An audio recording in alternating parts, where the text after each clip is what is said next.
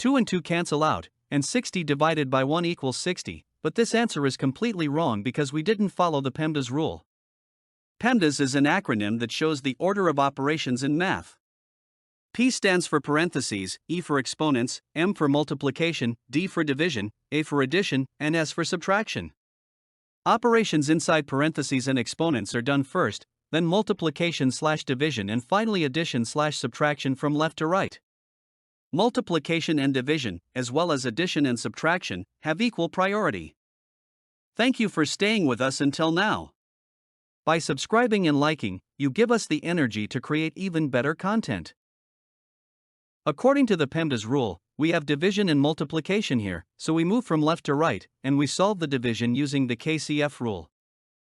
The KCF rule is a simple method for dividing fractions.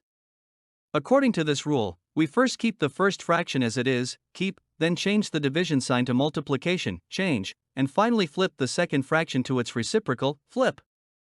After these 3 steps, we multiply the 2 fractions to obtain the final result. According to the KCF rule, we keep 60 the same, change the division sign to multiplication, and flip 1/2 to get its reciprocal, which becomes 2. Then, the product of 60 and 2 equals 120. And finally, it's time for multiplication, where 120 multiplied by 2 equals 240. That's all for this one.